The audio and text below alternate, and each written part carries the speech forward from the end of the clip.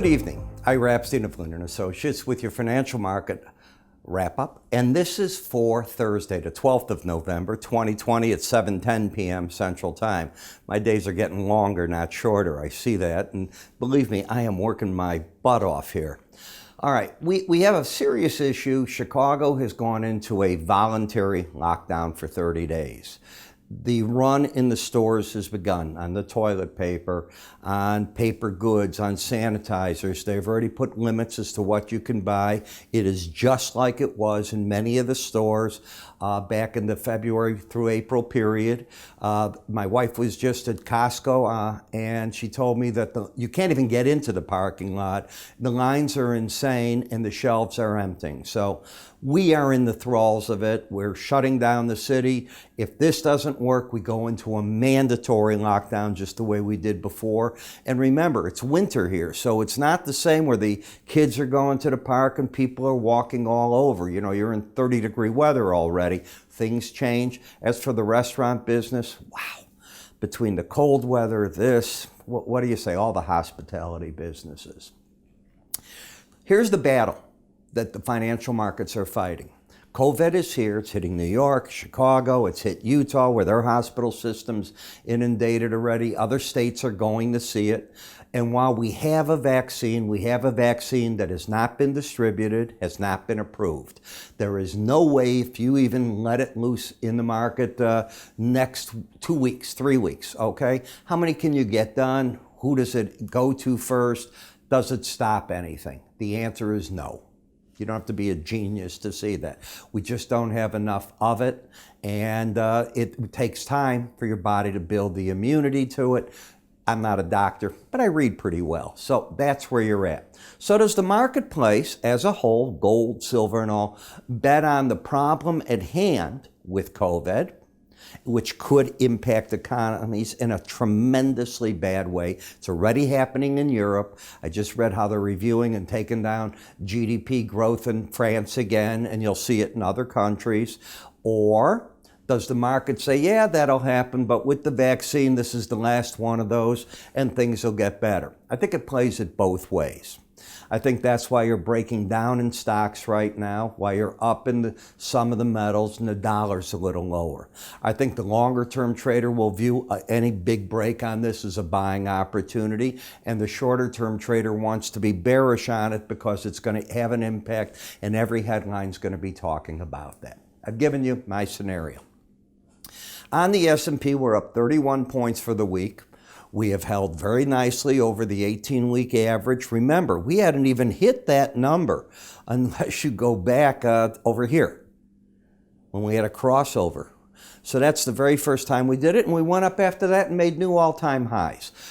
The overall pattern, the U.S. economy wants to run. Give me the gas, baby. That's what it's asking for, but it's got to get past COVID, and that is one nasty beast right in front of us. When you take a look at what the market is doing right here, this is the daily chart, and we put on the swing line. You still have a pattern, as of my talking to you, of higher lows and higher highs. Should the market break through right here, this day's low of 3506.5, that pattern is broken, and then you would have lower highs, lower lows, which is bearish. The swing line uses a filter called the 18-day average of closes. When the market is over the 18-day average, you have an automatic upside bias. I have rules in my charting course, which you're all welcome to take. It's on our website under the word education, that explains what happens if the swing line goes bearish, but you're over the 18-day average of closes. The two fight each other. So I don't think you're going to attract a big amount of bears in the market that are more of a trend trade. I think that if the market does break, support's waiting for you at 34.31. When I take a look at the Bollinger Band, you had a chance to come out. And from there, the market is sold off. Very typical of what I teach you even here. And this is so limited given what I do in my subscriber videos, my daily ones for the paid subscribers, and what I teach in the charting course. I mean, you're getting my information like this. It's my hands behind my back here. The government has certain restrictions, plus I don't get paid for this. I want to be paid. When you look at the slow stochastic, higher lows, higher highs, we got that, but we're overbought. So you have a market that is overbought in an uptrend. Target has been hit, doesn't mean it can't go back to it, and it's fighting the headwind of COVID. When you take a look at the NASDAQ, there is no trend. You had one shot, if you were a bull, to come out at the Bollinger Band, and from there the market just let go on you. Now you're sitting there going, oh, I should have done this, blah, blah. You either do the right things, whatever that right word means, or you don't do them. It's that simple. I know what happens to people when you're up here or down here. I know exactly what happens. This is it. This is where the market's going to crash. This is it. We're going to the moon. It's not even going to look back. We've got that vaccine. It's called setups. Be careful, all right? Somebody's selling it to you. Well, somebody's buying that thing you're thinking that you're going to get short on, and the other way on you. Just remember what Bollinger Bands are and the importance and how to use them. I teach it in my charting course.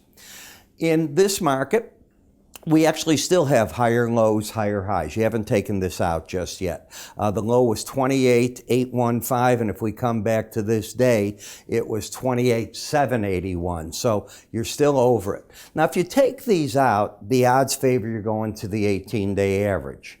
The problem is the bias is up in the market. So is it a correction in a market that's overall bullish? Becomes something you have to deal with. You're already in that correction phase in the Russell. The market now has the lower highs, lower lows, momentum's turning down. However, you're staying over that filter, the 18-day average. And when you break like that, one of the things that often happens, doesn't have to always happen, but often, is I look for the market to go back to what I call that line in the sand, the 18-day average where it's neutral. I don't care if you're using an 18, a 20, you pick the average that you want. I have my reasons for the ones that I use, and I teach it to my clients, how to use them. The VIX did not get down to the lower Bollinger Band.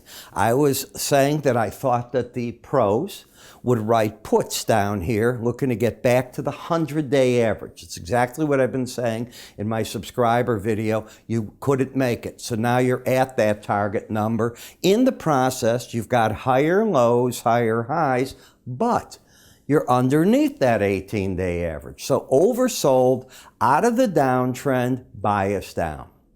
When we come to the T-bond market, as you know, I had been telling you, I think the pros are coming out here. You think I don't read? I read. I know everybody's talking, oh, we're going to crash, go through that 1% on the 10-year and blah, blah. I look at it, you hit a Bollinger Band, you're oversold, the pros are coming out. You are riding the band. What you don't want to see is 171.14 taken out. If that number is taken out, you're no longer in a downtrend. That happened yesterday. What's the upside target? The closest moving average, which in this case is the 18-day. And guess what? You tell me where you just went. Okay? 10-year note, same thing. I'm looking for that to be hit. You're out of the downtrend. You're not trending. You have downside bias. The line in the sand's 138.10. So far tonight, you got to 138.08 and a half. Momentum is up, bias down. It's now a correcting market. You've broken that downtrend that the market was in. Dollar index fighting for direction. The trend is now down. You have lower highs, lower lows. The bears have to defend it. So if the bears are defending it, the number they don't want to take out, see taken out, is 93.19. If it is, the pattern will instantly shift to higher lows and a higher high, which means the bears lose, the bulls win. If it shifted back, and this is all intraday, this is going to be a wild trade in the currencies tomorrow, starting right now. But the bears have the control. I think the pros are with the bears at this time until that 93.19 is taken out. If they can hold on, maybe they get back to the 92.05 level. Well, if that's happening in the dollar, what's going on in the euro? The mirror. Other side of it. higher lows, higher highs. I say the bulls are defending now the 18-day average. They don't want the market to get under 117.53.5. If that happens, the bears grab control and you would have a downtrend also with lower highs, lower lows. That's why I'm excited about the trade right here. In the Japanese yen, well, with the COVID, what did we see before? We saw the yen rise, and then the yen fell when we said we had what? We got a vaccine. So the yen is trying to lift itself again back up, and we'll see if it can gather some legs or not. Right now, what's the trend? Down. Oversold as can be, just missed hitting the bigger support areas of the 100-day and the lower Bollinger Band, and any move over 95.43.5, so hitting 95.44 negates the downtrend in my opinion and ends that wave. That doesn't mean it has started an up wave. In fact, on this chart, if I'm correct, this low is 94.65.5, and this low was 94.68.5. So even if the market just goes straight up here, you'd have a lower low, higher high. In other words, I can't get into an uptrend, so I'd argue that that's the number the market might want to head to at that point. Bitcoin, I'm still very much in the bull camp. You have an embedded reading. Until it's over, it's not over. What can I tell you? I've been saying I think it can make a further run. Lose that red line, I think the pros come out. There's ways to do that, but not yet. What did I also say to you on Brent versus WTI? Just yesterday we said, I'm telling you, I think Brent is stronger than our WTI, and it continues to move out that way. As we take a look at the market, they all hit the upper Bollinger Bands, and they have fallen back. Now, the battleground seems to be the 100-day average on this pullback, but if they want to fall further, the 18-day average comes fully in play at 41.22. The identical thing in your WTI. You hit the Bollinger Band, you stopped, coming back here. The question is, it's overbought. I don't think with overbought you attract new buying. I realize OPEC is going to tell us that they're not going to produce more oil until sometime in the future, the first quarter of 2021 probably, if the vaccine comes out and if COVID isn't ramping through all the world economies and shutting them down. Then they'll hold off even longer. But they're not going to increase production right now. That, I think, is pretty much a given. I could be wrong on that too, who knows. In the heating oil, momentum turning back down. You got up to the upper Bollinger Band, and I realize everybody, it's going to the moon. Okay. Staying over a Bollinger Band is 5% of the time. If you're embedded, it's different. You can ride that band. There's ways to ride it. This is not it. So I'm looking for that correction. Am I bullish? Sure, I'm bullish. But you got to work off the overbought condition, or you got to embed. Now, with the numbers tonight, under 80, that isn't happening. And yesterday, you didn't get it either. Game over. You're not embedding. You're just overbought. Then we get over to the nat gas, and we had talked over here, and I had pointed out to you that either embed or you're going to get a rally, and if the rally comes in time, I was looking for the closest moving average. That's exactly what you got, and the market's just sort of stuck here. So an interesting time. Remember, my silver report might go off our website tonight at midnight. I don't know. You're going to have to go look. It's either tonight or tomorrow. I only put it up for 3 business days. So it could easily be the day I put it up and then the next 2 days, or I put it up as day 0 and then you have 3. I forgot myself. But it's all programmed in.